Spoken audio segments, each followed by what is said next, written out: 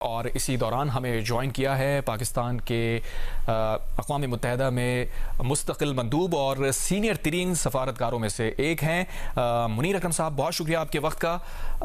अभी ताज़ा तरीन जो डेवलपमेंट हुई है उसमें हमने देखा कि ईरानी वफ़द पाकिस्तान पहुँच चुका है, लेकिन स्पीकर बाक़िर कालिबाफ हैं, उन्होंने ये कहा है कि वो जज्बा खैर सगाली के तहत पाकिस्तान ज़रूर आए हैं, लेकिन उन्हें अमरीका से बहुत ज़्यादा उम्मीदें वाबस्ता नहीं हैं। इस बयान को आप कैसे देखते हैं? वो ये कहते हैं कि हमें अमेरिका पर एतमाद नहीं है। वो तो उनकी पोजीशन यही रही है। वो आए हैं क्योंकि उनको पाकिस्तान पे एतमाद है और पाकिस्तान की वजह से उन्होंने सीज फायर माना है और इन मज़ाकरात में वो शामिल हुए हैं। तो मेरे ख्याल में ये कोई ताज्जुब की बात नहीं है जो पोजीशन उन्होंने इख्तियार की है।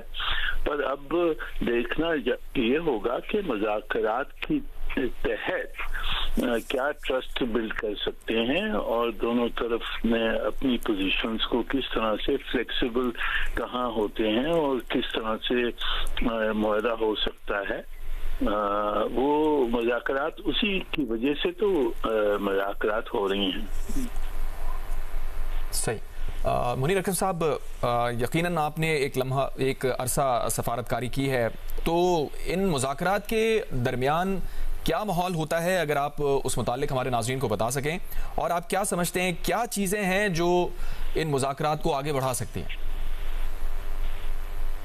जी, ये मुज़ाकरात की जो फॉर्मेट होगी वो अभी फैसला होना पड़ेगा कि ये डायरेक्ट टॉक्स होंगी या इनडायरेक्ट टॉक्स होंगी। जैसे पहले ओमान में इनडायरेक्ट टॉक्स हुई हैं।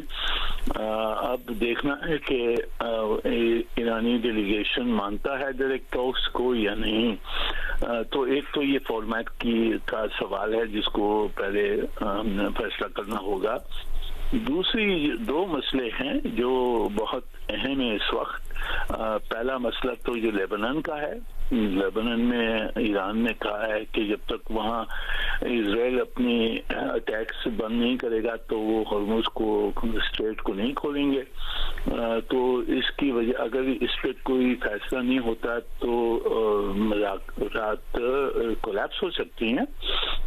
तो बहुत ज़रूरी होगा कि ये दो मसले जो हैं, लेबनान का जो इजराइल को रोकना है और हॉर्मुज स्ट्रेट को खुलवाना है, जिस तरह से मुआहदा की जो सीज फायर की जो एग्रीमेंट थी उस पर ईरान ने कहा था हम खोल देंगे, पर ये कोऑर्डिनेशन के साथ हम जाने देंगे शिपिंग को। तो ये दो मसले मेरे ख्याल में बहुत पहले एड्रेस करने होंगे। अगर इन मसलों का हल हो जाता है तो फिर मेरे ख्याल में मुज़ाकरात आगे बढ़ सकती हैं और एक्सटेंड हो सकता है सीज फायर और कोई फॉर्मेट बन सकता है जिसके तहत आगे ये नेगोशिएशंस जारी रहें। सही। इसी दौरान ईरानी पार्लियामेंट के स्पीकर बाक़िर कालिबाफ ने अमेरिका ईरान मुज़ाकरात से मुताल्लिक़ अहम बात की है और उनका ये कहना है कि ईरान डील के लिए तैयार है, अमेरिका को एक जेन्युइन डील देना होगी। बाक़िर कालिबाफ ने कहा है कि ईरान डील के लिए तैयार है, अमेरिका को एक जेन्युइन डील देना होगी।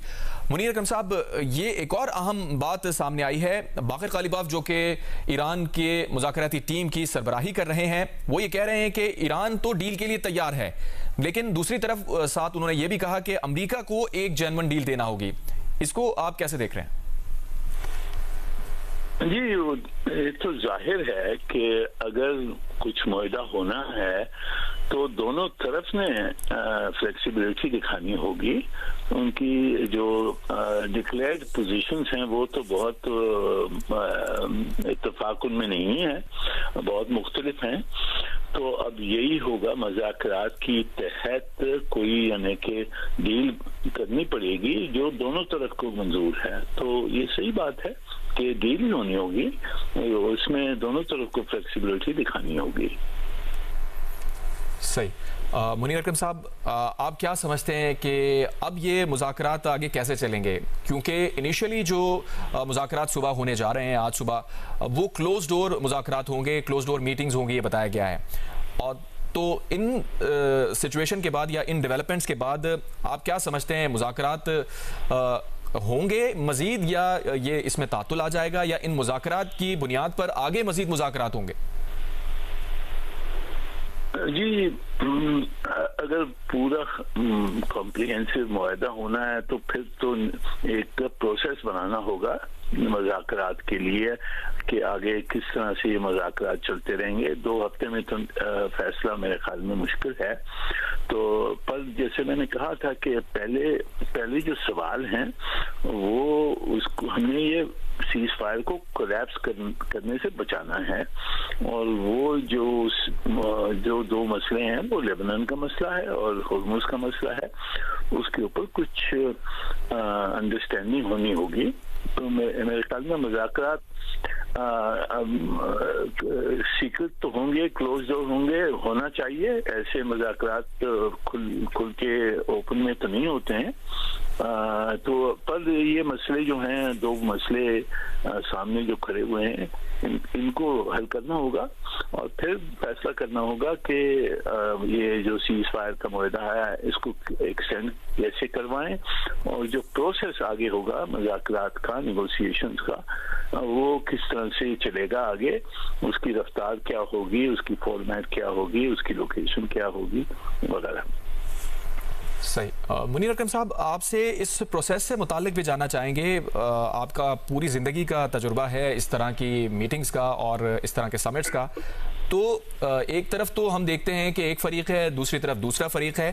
तो क्या जो होस्ट है, जो सालिस है, उसका कोई किरदार होता है इस तरह की मीटिंग्स के अंदर? क्या वो ऑब्जर्वर के तौर पर मौजूद होता है? जी, जो मीडिएटर का जो रोल होता है वो डिपेंड करता है। अगर मुज़ाकरात डायरेक्ट होते हैं तो फिर तो आमने सामने वो अपनी पोजीशंस एक्सचेंज होती हैं कि दोनों तरफ की पोजीशंस पेश की जाती हैं। फिर आगे देखा जाता है कि कहाँ एग्रीमेंट है, कहाँ इख्तलाफ है, और फिर किस तरह से उसको एड्रेस करना है जो डाइवर्जेंट पोजीशंस हैं। अगर टॉक्स इनडायरेक्ट होती हैं तो फिर मीडिएटर का रोल अहम हो जाता है, क्योंकि फिर उसमें दोनों तरफ की जो पोजीशंस होती हैं वो एक्सचेंज करनी होती हैं। फिर वहाँ कुछ सजेशंस भी कर सकते हैं मीडिएटर कि जी आप इसको इस तरह से कर सकते हैं, उस तरह से कर सकते हैं। तो ये डिपेंड करता है कि फॉर्मेट क्या होगा। पर मीडिएटर का रोल यही है कि फैसिलिटेट करे, पर अगर कोई मसले पे फंस जाती है बात तो फिर मीडिएटर का इख्तियार होता है कि वो फिर सजेशंस दे कि किस तरह से डेडलॉक को किस तरह से तोड़ना है। तो उस वक्त मीडिएटर का रोल अहम हो जाता है। पर जो नेगोशिएशंस हैं वो तो दोनों जो मुल्क हैं, जो पार्टीज कंसर्न्ड हैं, उनके दरमियान होती है नेगोशिएशन। सही। मुनीर अकरम साहब, ईरान के 10 पॉइंट्स हैं और अमेरिका के 15 पॉइंट्स हैं। नायब सदर जेडी वेंस इस बात का जिक्र कर चुके हैं। तो इन पॉइंट्स में कौन सी ऐसी चीज़ें हैं जिनको अगर मान लिया जाए या जो तस्लीम हो जाए दोनों तरफ से, तो ये मामला हल हो सकता है मुस्तकिल तौर पे? जी देखिए, ये जंग से पहले तो जिस पे मुज़ाकरात हो रहे थे ओमान के जरिए, वो तो सिर्फ न्यूक्लियर इशू के ऊपर हो रहे थे, और उस न्यूक्लियर इशू पर काफी तेज रफ्तार हुई थी, कोई मुआहदा होने का इम्कान भी था। पर अभी जंग के बाद में बहुत सारे और मसले भी खड़े हो गए हैं। अब वो उसमें न्यूक्लियर इशू है, फिर दूसरा जो इशू होगा वो ईरान ने जो एश्योरेंसेस मांगी हैं कि ये वापस हमारे खिलाफ जंग नहीं होगी, इस तरह के हमले नहीं होंगे, वो किस तरह से उसको एड्रेस करना है। ईरान ने मांगा है कि जी आप रेपरेशन दें, तो किस तरीके से ईरान को फाइनेंशियल रिसोर्सेज जो ज़रूरत होंगी उसकी रिकंस्ट्रक्शन के लिए वो कैसे आएंगे, उनकी सैंक्शन लिफ्ट की जाएगी, उनको ऑयल इनकम मिलेगा, कोई ना कोई रास्ता ढूंढना होगा कि उनको अपनी रिकंस्ट्रक्शन के लिए कुछ मिलना चाहिए। और सब में फिर जो बड़ा सवाल है वो यह है कि अब पूरे खत्ते में जंग हो गई है। अब इस जंग के बाद में अगर यहाँ हमने अमन चाहते हैं तो किस किस्म का स्ट्रक्चर होगा पीस एंड सिक्योरिटी का, उसमें ईरान का क्या रोल होगा, जीसीसी का क्या रोल होगा, अमेरिका का क्या रोल होगा, और बाकी जो ममालिक हैं जैसे पाकिस्तान, तुर्की वगैरह, इजिप्ट, जिन्होंने भी कोशिश की है, अपना कंट्रीब्यूशन की है, उनका क्या रोल होगा। तो जो सिक्योरिटी आर्किटेक्चर है आगे वो क्या होगा, उस पर भी फिर मेरे ख्याल में कुछ मुज़ाकरात को कवर करना पड़ेगा। तो ये बहुत सारे मसले हैं, ये मुज़ाकरात मेरे ख्याल में 2 हफ्ते में तो नहीं कायम हो सकते हैं, इसको ज़्यादा टाइम लगेगा। आप समझते हैं इस पे ज़्यादा वक्त लगेगा। एक और अहम बात जो आपने की कि इस पूरी जंग के दौरान जो सूरत हाल डेवलप हुई है उसमें कई नए मसाइल ने भी जन्म लिया है। तो ऐसी सूरत हाल में जहां पर नए मसाइल जन्म ले रहे हैं तो ईरान और अमेरिका के दरमियान जो बदएतमादी की फ़ज़ा है उसको एक तो ये बताइएगा कि कौन से मेजर्स लेके ख़त्म किया जा सकता है, और साथ ही ईरान की जानिब से जो ये मुतालबा सामने आया है कि गारंटीज़ चाहिए होंगी तमाम तर सूरत हाल के लिए, क्योंकि पहले जो उनके 2 तजुर्बात रहे हैं, मुज़ाकरात हो रहे थे, उन पर हमला कर दिया गया, तो इस बार भी क्या इसी तरह हो सकता है? ईरान तो जाहिर है यही सोचेगा और इस तरफ वो इशारा भी कर रहे हैं बार बार, और चूंकि सदर ट्रंप चूंकि सारी प्रोसेस को खुद देख रहे हैं और उनकी अगर हिस्ट्री को हम देखें तो उनकी अब तो क्रेडिबिलिटी ही एट स्टेक है। पहले तो उनकी अनप्रेडिक्टेबिलिटी पे बात की जाती थी, लेकिन अब खुद उनकी क्रेडिबिलिटी एट स्टेक आ गई है। जी, अब देखना होगा इसमें। देखिए, अब उन्होंने, अमेरिका ने अब उनके वाइस प्रेसिडेंट को भेजा है, जो नंबर 2 जो उनका ऑफिशियल है, तो इससे तो नजर आता है कि वो सीरियस हैं कि कोई मुआहदा हो और इस जो जंग है उसको रोका जाए और कोई फायदेमंद नतीजा निकले इन मुज़ाकरात से। तो ये उनकी सीरियसनेस तो है। अब ट्रंप साहब की क्रेडिबिलिटी आप सोचें या ना नहीं सोचें, पर जो इनके वाइस प्रेसिडेंट हैं वो लीड कर रहे हैं डेलीगेशन को, तो मेरे ख्याल में उनको सीरियसली लेना पड़ेगा।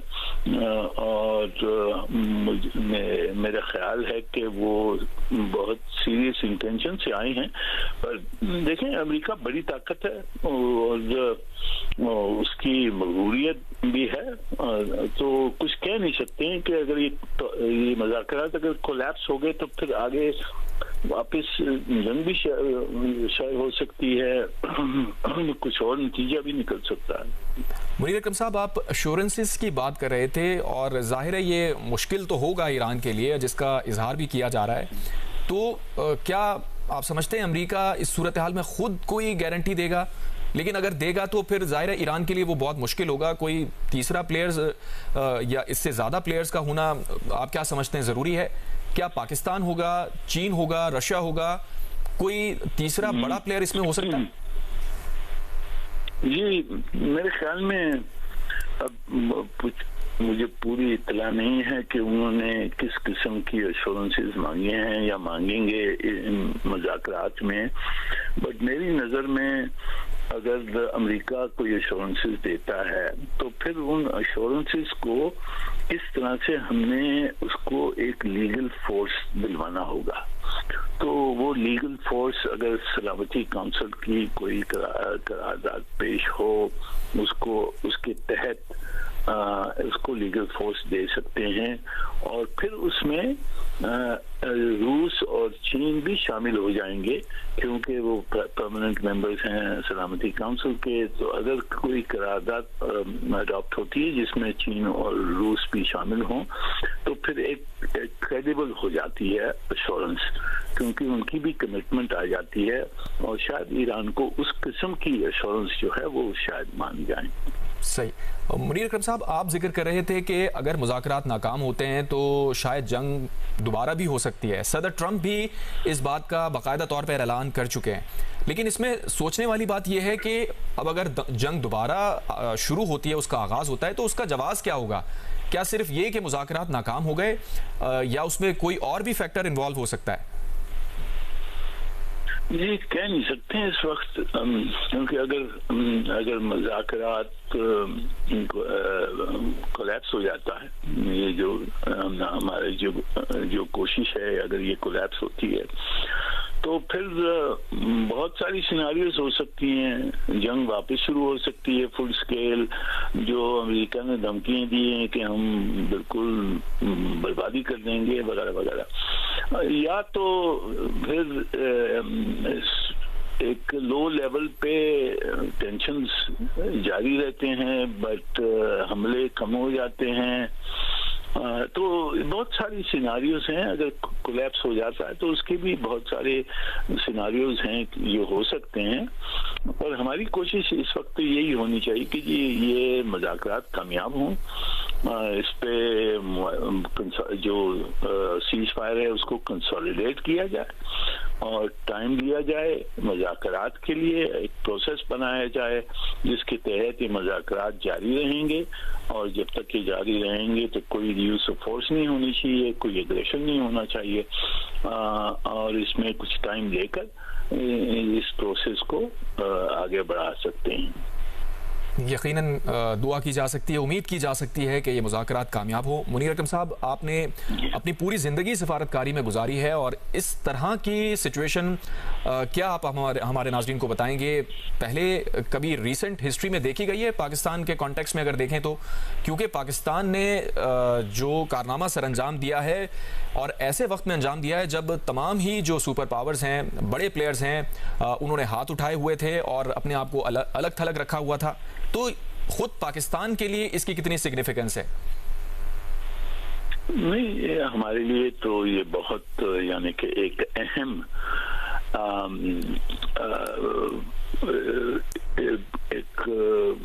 अचीवमेंट है कि हमने सीज फायर करवा लिया जिस जंग के दौरान। ये जो जंग जारी थी इसके इम्कान पूरी दुनिया पर थे, खित्ते पे थे तो पर पूरी दुनिया पे इसके इम्कान थे। तो हमने जो जंग रुकवाई है वो उस पे एक हमारी बहुत इम्पोर्टेंट अचीवमेंट है, हिस्टोरिक अचीवमेंट है। पर हमने अभी तवज्जो यही देनी है कि इसको हमने किस तरह से कंसोलिडेट करना है और इसको आगे कैसे बढ़ाना है, ये चैलेंज है। तो अचीवमेंट तो है पर चैलेंज भी इसके अंदर बहुत बड़ा चैलेंज है कि इस प्रोसेस, ये जो मुज़ाकरात का प्रोसेस है, इसको हम जारी रखें और अमन जो सीज फायर है उसको कंसोलिडेट करके एक्सटेंड करवाएं उसको। सही। मुनीर अकरम साहब, इससे पहले हमने देखा कि दुनिया हमारे मसाइल से मुताल्लिक़ बात कर रही होती थी, लेकिन हमने देखा कि शिमला मुआहिदा हुआ, ताशकंद मुआहिदा हुआ, लेकिन अब इस्लामाबाद मुआहिदा होने जा रहा है। तो इसकी सिग्निफिकेंस के ऊपर क्या कहेंगे आप? ये देखें, फिलहाल तो हम यही कह सकते हैं कि जो हमने सीज फायर करवाया वो बड़ी अचीवमेंट है। अब इस्लामाबाद मुआहिदा हो जाए उसके बाद हम खुशी मनाएंगे, पर इस वक्त हमारी फोकस होनी चाहिए कि ये मुज़ाकरात आगे बढ़ें, सक्सेसफुल हों और ये सीज फायर कोलैप्स ना हो जाए। मुनीर अकरम साहब, एक आखिरी बात आपसे जानना चाहेंगे कि जिस तरह पहले भी ये होता रहा कि मुज़ाकरात होते रहे और उसको कवर के तौर पे यूज़ किया जाता रहा, अभी भी बहुत सारे मुबस्सिरीन का ये ख्याल है कि ये टाइम बाइंग सूरत हाल बनाई गई है, एक कवर के तौर पर इन मुज़ाकरात को यूज़ किया जा रहा है और आगे की चीज़ों को स्ट्रेटेजाइज किया जा रहा है। इसलिए ये देखें, कह नहीं सकते हैं।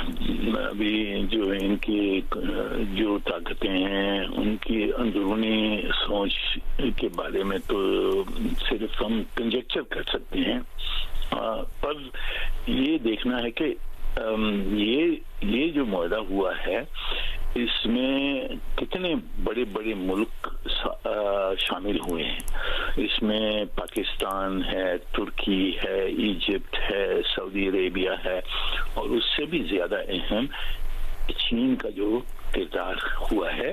चीन ने इंटरवीन किया है ईरान के साथ और उनसे ये कहा कि जी आप मान जाएं सीज फायर को। तो बड़ी बड़ी ताकतों का इसमें इसमें एक पार्टिसिपेशन है, उनकी स्टेक है।